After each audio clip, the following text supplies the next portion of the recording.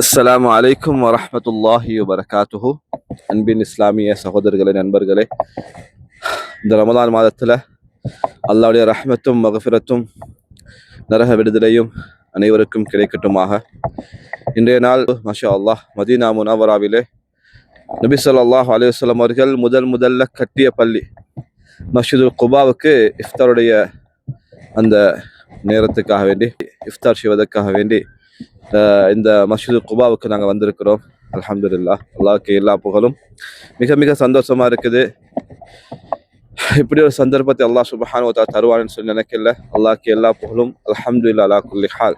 இந்த பள்ளியை பொறுத்த வரைக்கும் இந்த பள்ளி சம்பந்தமான ஒரு வீடியோ ஏற்கனவே நான் யூடியூப்ல போட்டிருக்கிறேன். தேவையானவங்க இந்த வீடியோஸ்ல போயிட்டு பார்த்துக்கொள்ளலாம். அல்ஹம்துலில்லாஹ். இந்த பள்ளியிலையும் ஒவ்வொரு நாளும் இஃப்தாருடைய ஏற்பாடுகள் நடந்து கொண்டு இருக்குது. இன்ஷா அல்லாஹ் இன்றைய நாள் அந்த இஃப்தாருடைய ஏற்பாடுகள் எந்த முறையில் இருக்குது என்ற விஷயத்த இந்த வீடியோவில் காட்டுன்னு பாருங்க.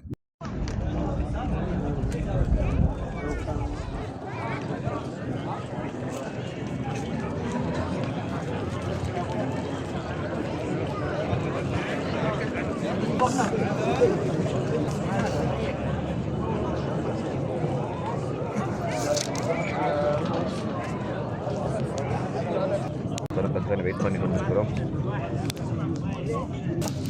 அழகான ஒரு இஃப்தாருடைய ஒரு பார்சல் கிடைச்சிக்குது. அழகான ஒரு பார்சல் பாருங்க.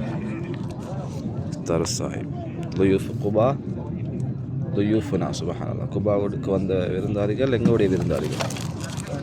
என்னென்ன வைக்கப்பட்டிருக்குது பார்ப்போம்.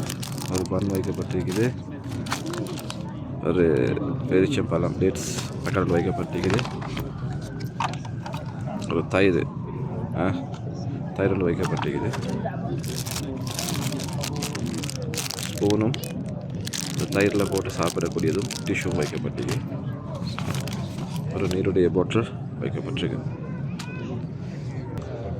இந்த சந்தர்ப்பத்தில் ஒரு விஷயம் சொல்லணும். நிறைய பேர் வந்து டிக்டாக்ல, அதே மாதிரி யூடியூப் ஸ்டோரிஸில், அதே மாதிரி யூடியூப் ரீல்ஸில் பார்த்துப்பீங்க.